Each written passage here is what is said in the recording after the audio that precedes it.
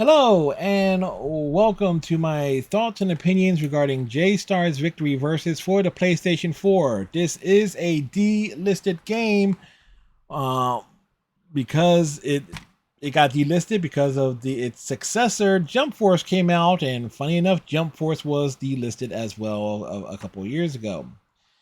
So I have played Jump Force, and I know for a fact that it and this were both published by Bandai Namco, both developed by Spike Chunsoft.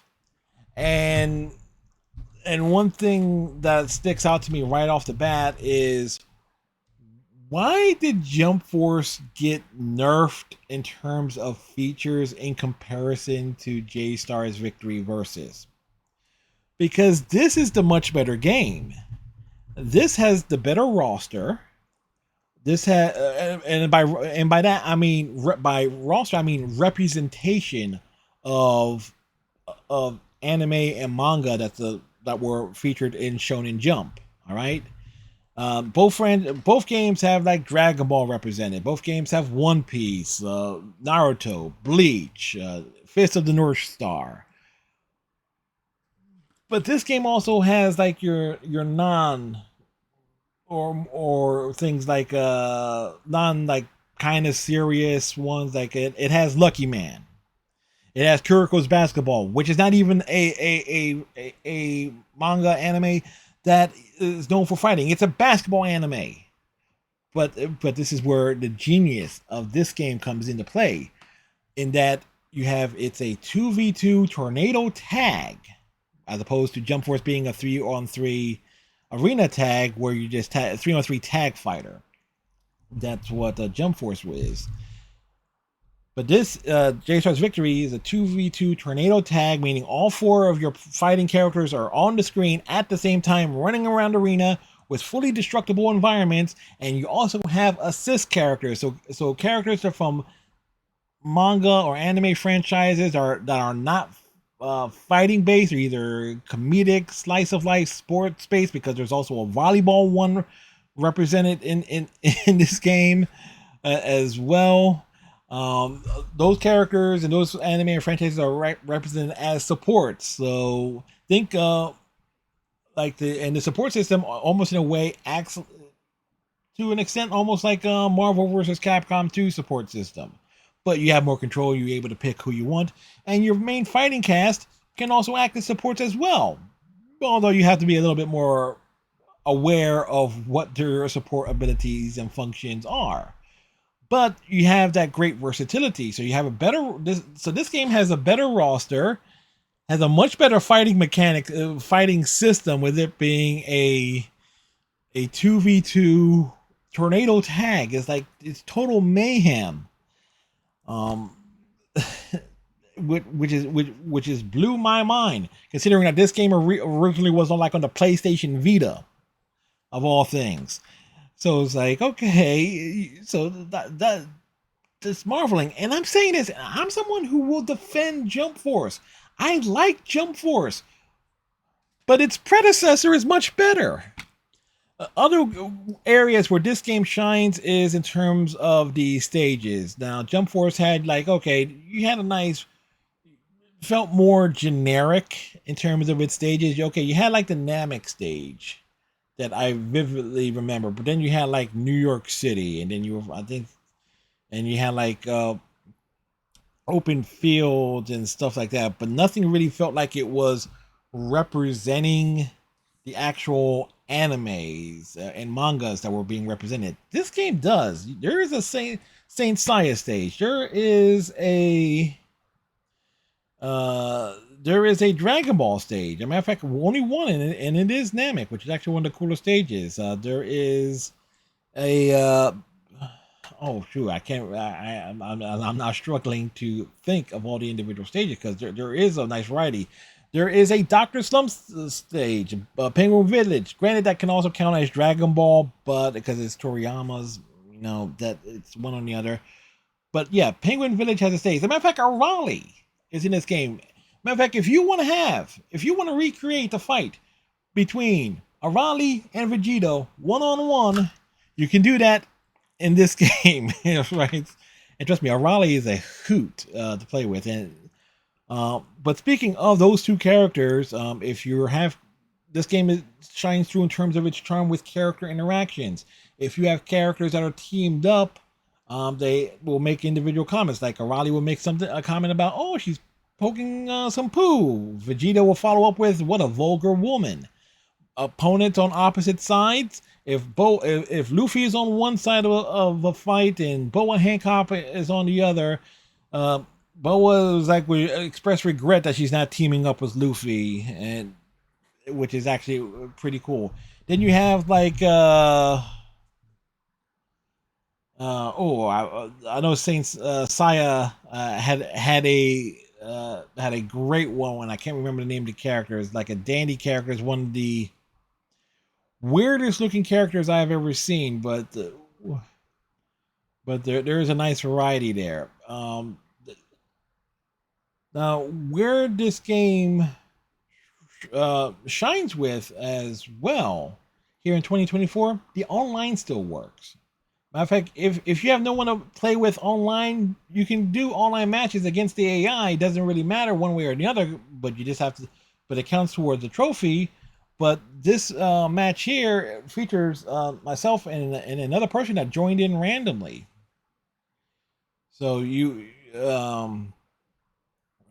have and the online was actually quite functional too. It's like I experienced no lag or anything. So I can safely say this was a game where I was able, a fighting game. I was actually able to play the online mode against another person, and it actually worked nicely, mind you. I did several matches going up against another person as well.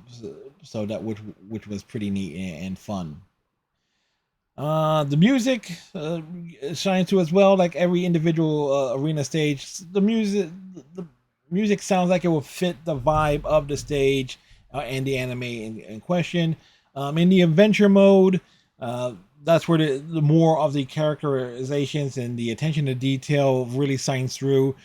Unlike in Jump Force, where you just got like a bunch of strong guys praising strong guys things and so forth, in J Stars, you get more of like that one-on-one character interaction. Like you will have people almost at times in the adventure mode poking fun at one another, such as Luffy's internal optimism and searching for a feast. And it really starts when you're visiting individual locations where you have all these individual side characters of different animes,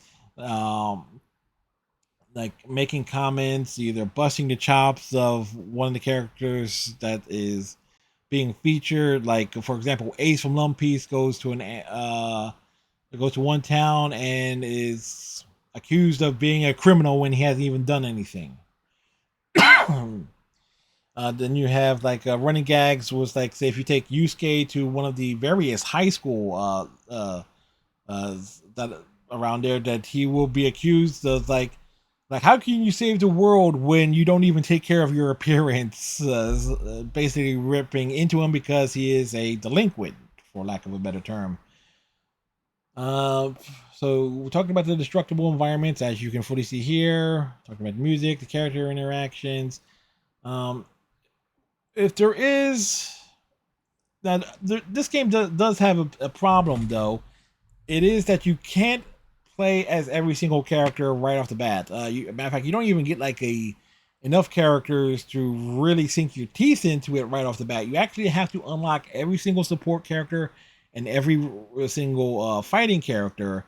But thankfully, after each and every single match, you earn the currency, and that obviously totals up, and you can unlock everything at various points in time. This game also has a custom, a what's called a J customization, where you can basically add modifiers to your team, and you get like 5 boards to work with. Now, each modifying card that you put onto your signed board has like has like a positive effect, also has a negative effect.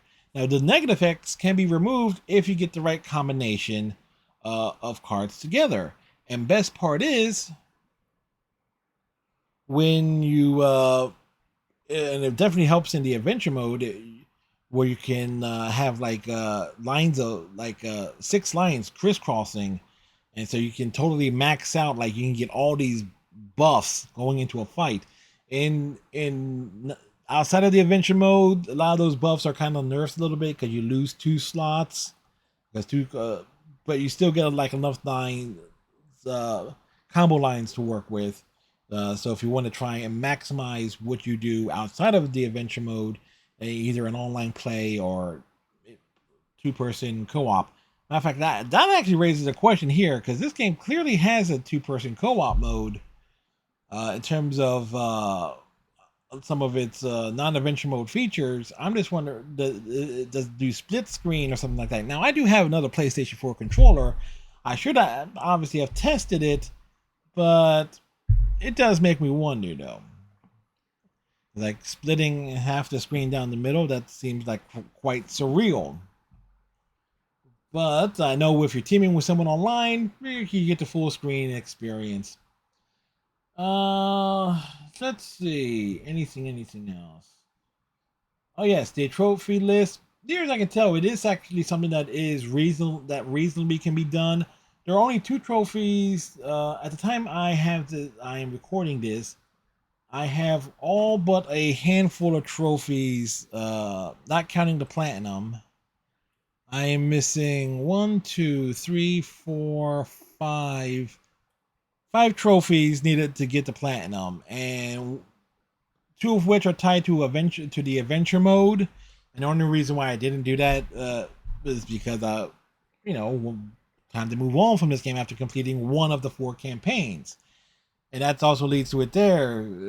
There is a trophy assigned to completing all the campaigns. So you have to go through the campaign 4 different times with different lead characters. The dynamic campaign has your lead team being Luffy, Saya, Ace, and Boa Hancock being an option as well. With the first 3 being your predominant ones, as like the stars of it. But you have 3 other campaigns with 3 different sets of main characters to work with. In each individual campaign, from what I was able to find out about the other 3, the story is slightly different. Essentially the same, but the approach of it is different. Also in the adventure mode, you got like treasures that you can find, stat modifiers, like no boost and stuff like that, where you can level up quick. Leveling up doesn't mean a damn thing. It's just like how much time you spend playing a particular character. You get levels, from what I also understand, do carry over from campaign to campaign, so you don't want to reset anything, but I don't think it matters. Well, you definitely don't want to reset anything because of the ship, and just want to be able to get around a hell of a lot faster, because once you upgrade the ship in 1 campaign, you should be able to have access to it in the subsequent campaigns that you have not done. And so this way you can zip around a hell of a lot faster just to get things accomplished. But the only 2 trophies I am kind of worried about at this point in time, which I have not done yet, is actually completing Victory Road, which is almost, well, you have to go through paths. It's almost like a choose your own path mode, but you have to fight every fight in it. So each road takes 2 turns to go through, and it has a gradually increasing difficulty. I've only completed 2 of them. I don't know how many roads in it are theirs, but there's also an achievement attached to doing it, completing 20 fights. And even on that, I'm not sure if it counts if you do certain fights twice or not. The other one, tough one, which is tied to adventure mode, is Corrin's Tower, where you do fights 1-on-1 against difficult opponents. You only got to defeat 10 of them, but the gimmick is you have to have Corrin tickets to participate in these fights, and so some of them are awarded via quests in the adventure mode, but otherwise you have to purchase them. So with the ever increasing difficulty, like the bronze level opponents I can beat, the silver ones I can hold on to and beat with like knowing what to do. but I have not seen what the gold level opponents are like yet. In terms of that. So that leads us to, would I play this game again at some point? And I think more likely I will, because there are the other campaigns, and as I said, the trophy list is reasonable, I feel. So I would want to go for the platinum. Um, and to be one of those folks that say, yeah, I platinum this game of all games in 2024 or 2025 or whenever I get around back to doing it. I also want to get like a better idea of like how fast I can get through the campaigns as well, having a working knowledge of it. So anyway, it is a shame that this game is delisted, because it is a hell of a lot of fun. Like, don't get me wrong, I had fun with Jump Force too when I played that, but this was a real treat. So with that said, if you've played J-Star's Victory Versus before, leave your thoughts on this game in the comments section. I would say like and subscribe as well, but nobody actually does that. I mean, let's face it, I get more downvotes than anything. I was like, I see the stats, I see you. So the real big question is, like, when will be the next one of my of these videos reviews? Because at the time I'm recording this, I am still doing Marvel's Midnight Suns. I'm only like a third of the way through that, based on my approach to playing that. In terms of its main story, and then I'm going to be starting God Eater Resurrection. Actually, I would have started that game on July 19th, as this video is appearing on July 26th. So fun times there.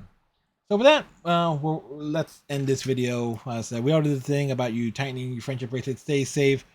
We'll see y'all in the next video.